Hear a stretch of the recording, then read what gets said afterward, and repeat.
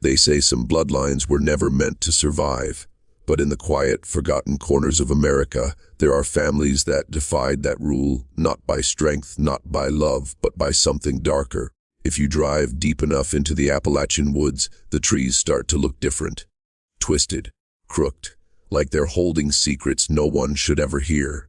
And among those trees, in the hollowed-out remnants of an old coal town, lives a family that the outside world wasn't supposed to know about, the Whitakers. Hello everyone, before we start, make sure to like and subscribe to the channel and leave a comment with where you're from and what time you're watching. That way YouTube will keep showing you stories just like this one. The first time anyone heard of them wasn't through newspapers or history books. It was through whispers, the kind passed between truckers at roadside diners, stories told in low voices about strange faces staring from collapsing porches. They said the family spoke in grunts, that their eyes didn't look right, that no one could understand them, not even their own kin. But the truth was much worse than the rumors. In 2004, a photographer named Mark Laita stumbled across them while documenting forgotten poverty in rural America. He wasn't looking for horror, he was chasing humanity.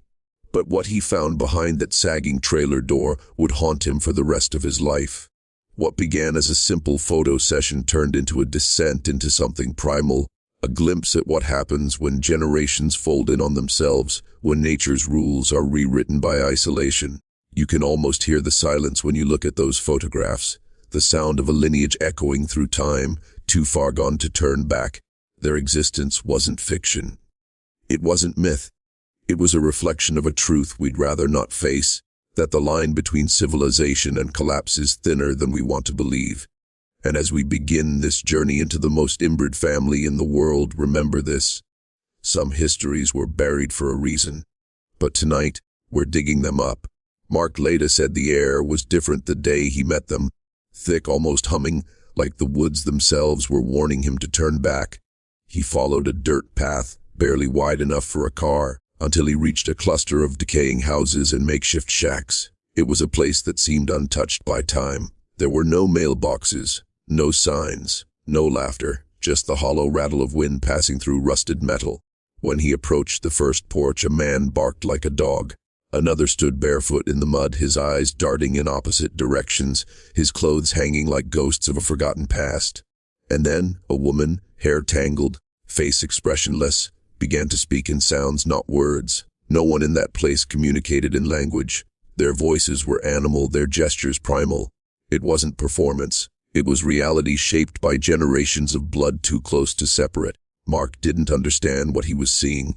He raised his camera slowly, but his hands were shaking. There was no way to frame this with art or empathy. It was something that reached beyond human understanding. The Whitakers had been living in isolation for decades, deep in the hills of Odd, West Virginia. Locals avoided them. Children were warned not to wander near the property. And yet no one helped them. No doctors came. No government agency intervened. They were left to exist in a bubble where time had collapsed, where brother became father and sister became mother. As Mark began to learn their names, Ray, Lorraine, Freddie, he started to see the fragments of humanity beneath the distortion. They smiled, they laughed, they offered him food. But every moment carried an undertone of tragedy, a sense that the world had abandoned them long ago. These weren't monsters. They were the result of something monstrous, a legacy of neglect, poverty, and silence. When Mark left that hollow, he couldn't stop thinking about what he had witnessed.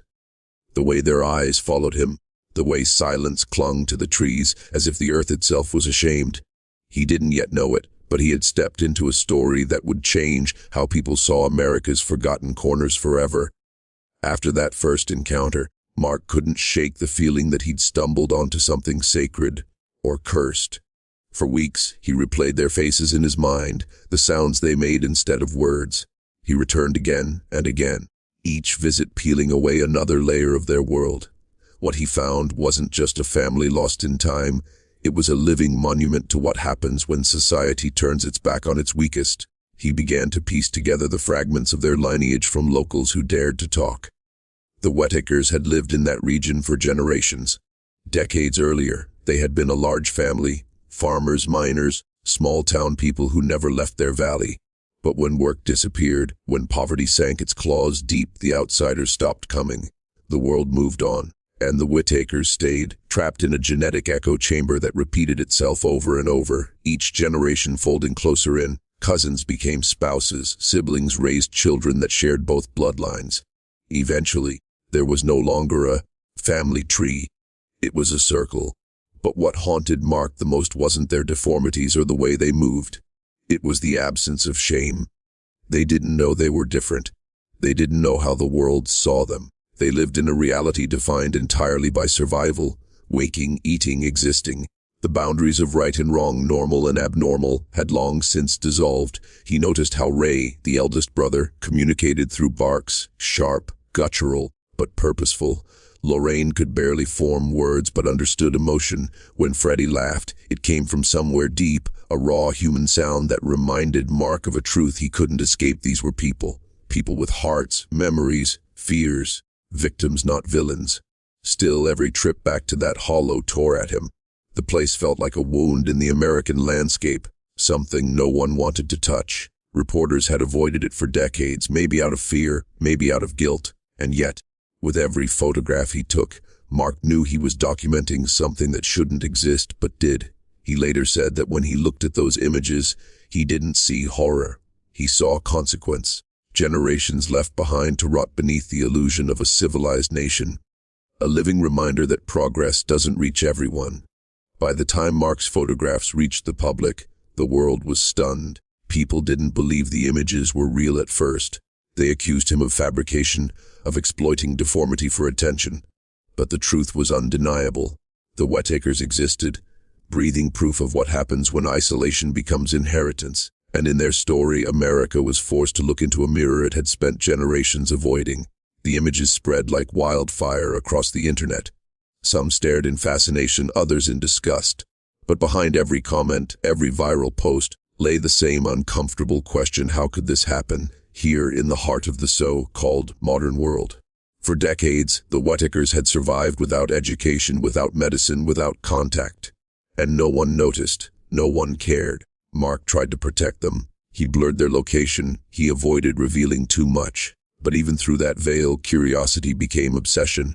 People began driving to West Virginia, trying to find the house, to see the inbred family with their own eyes. Cars lined the narrow road. Strangers with cameras peered through fences, laughing, whispering, turning tragedy into spectacle. The Whitakers, once invisible, became unwilling icons of something far darker.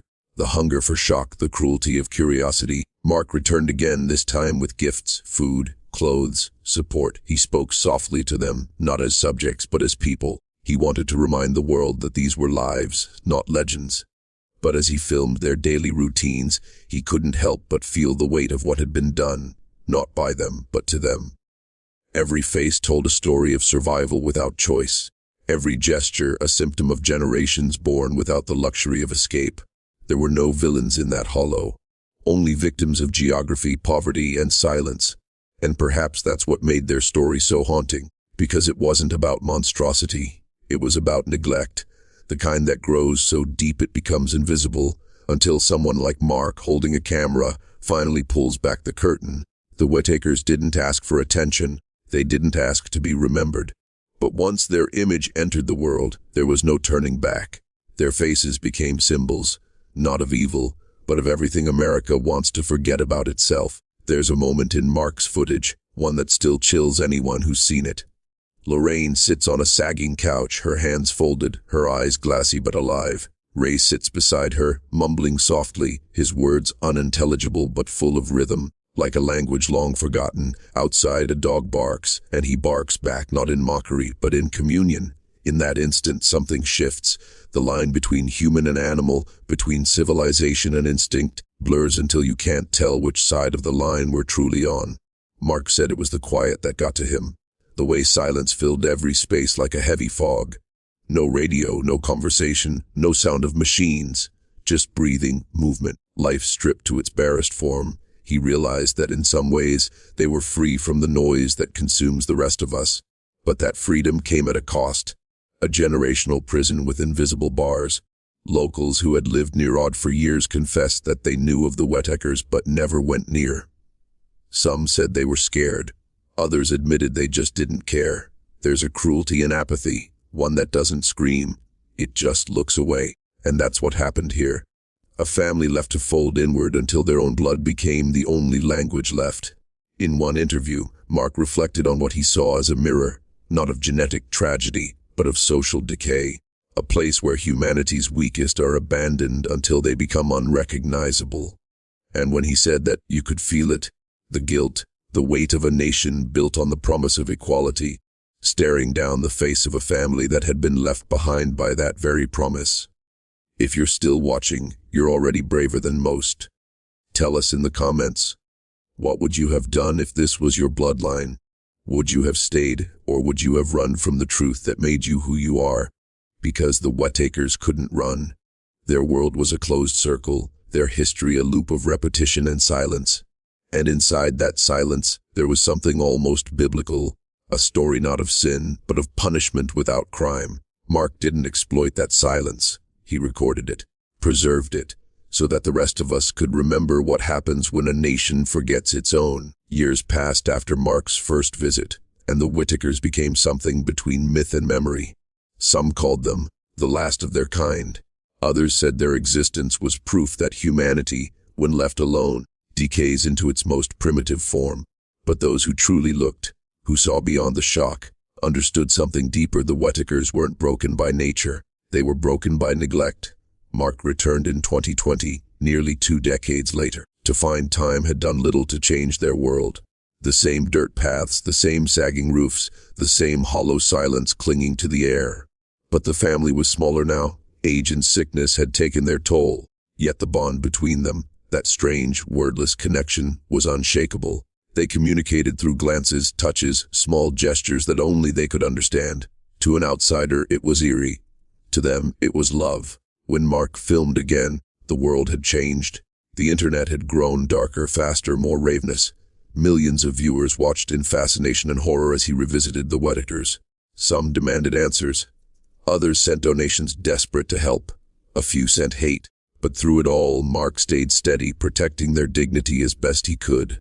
His voice trembled when he spoke about them because he knew behind every viral frame was a tragedy too real to sensationalize. He described standing outside their home one evening as the sun set behind the trees. The hills glowed gold for a moment before sinking into shadow. In that fleeting light, he saw the truth, beauty and decay, life and ruin, all existing side by side. The Whitakers were not monsters. They were survivors living in the aftermath of generations of abandonment. What makes their story haunting isn't what they look like. It's what they represent. A crack in the myth of American progress. A reminder that even in the land of opportunity, some families were left to vanish in plain sight. Their silence speaks for thousands of others. Voices that will never be heard. Histories that will never be told. And for Mark, that silence became a calling. To capture not just what we see, but what we choose not to. In the end, the Whitakers' story isn't about inbreeding. It's about inheritance, not of blood, but of silence. It's about how generations can vanish not because they're evil or cursed, but because the world simply stopped looking their way. And when that happens long enough, darkness doesn't have to come from violence. It comes from forgetting. Mark once said that when he looked into Lorraine's eyes, he didn't see madness or deformity. He saw understanding, a kind of quiet knowing that life had given her nothing, yet she kept on breathing. The Whitakers had every reason to fade into myth, to become ghosts in the American woods. But through his lens, they became something else entirely, proof that humanity endures, even when civilization doesn't. The photographs, the footage, the stories, they all forced people to ask questions that don't have easy answers. What responsibility do we have to those who live beyond our borders of comfort? At what point does documenting suffering become participating in it? And most of all, when we look at families like the Whitakers, are we looking at them, or at a reflection of ourselves? Because maybe the real horror isn't what they became, but what we allowed them to become. Poverty doesn't start in the woods. It starts in the cities, in policies, in choices made by people who will never see the faces their decisions destroy. The Whitakers are not an anomaly. They are the aftershock of a society that measures worth by visibility. Their story should unsettle you. It should sit heavy in your chest, because it's not about freakishness or shame, it's about how thin the line is between and them. How quickly comfort can rot into decay when compassion runs out. So, as the last image fades, and the woods grow quiet again, remember this: every forgotten place hides a history. Every silence has a name, and some names, like the Whitakers, will echo forever, long after the rest of us have moved on. This is not a horror story, it's a confession. Disclaimer: this content is intended for educational and documentary purposes only. It discusses real people and true events with the utmost respect for their humanity. The goal is not to shame or sensationalize, but to remember and to remind.